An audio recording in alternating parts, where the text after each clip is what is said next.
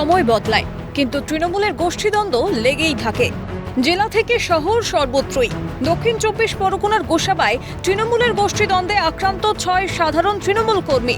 মারধরের অভিযোগ গোসাবার রাধানগর তারানগর অঞ্চলের তৃণমূল সভাপতি তপন মণ্ডলের অনুগামীদের বিরুদ্ধে।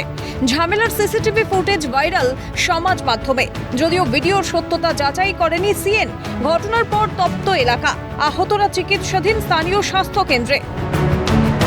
জানা যায়, রাস্তার কাজ সংক্রান্ত বিষয়ে 2023 সালের নভেম্বরে মুছাকলি মোল্লা নামে এক তৃণমূল কর্মীকে খুন করা হয়েছিল রাধানগর অঞ্চলে, যে ঘটনা এখনো বিচারাধীন আদালতে।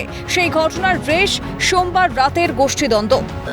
2023 নভেম্বর মাসের 27 তারিখে আমাদের রাধানগরে একটা রাস্তার কাজের বিষয় নিয়ে একটা মুছাকলি মোল্লা গ্রুপের সঙ্গে একটা দ্বন্দ্ব গণ্ডগোল হয়।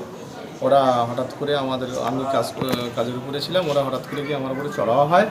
সেই চড়াওয়া হওয়ার যে উভয়ের ভিতরে গণ্ডগোলে মুছাকলি মোল্লা মারা যায়। মারা যাওয়া থেকে নিয়ে ওরা আমার সহ 17 জনের নামে কেস করে।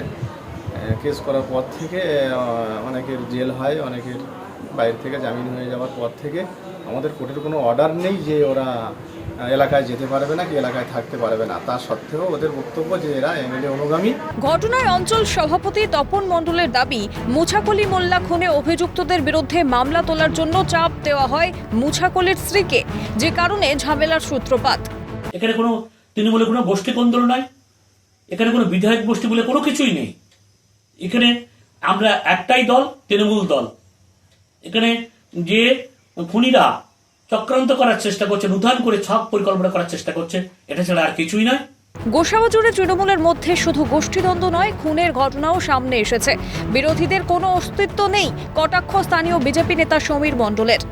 যদি তপনবাবুর বয়ান সত্য হয়, তাহলে 2023 নভেম্বর মাসে যে মুছাকলি খুন করা হয়েছে, তাহলে তৃণমূলের বিরুদ্ধে মধ্যে শুধু ক্লাস হচ্ছে না, ইন্ট্রা পার্টি মার্ডার হচ্ছে, বিরোধীদের কোনো অস্তিত্ব থাকছে না।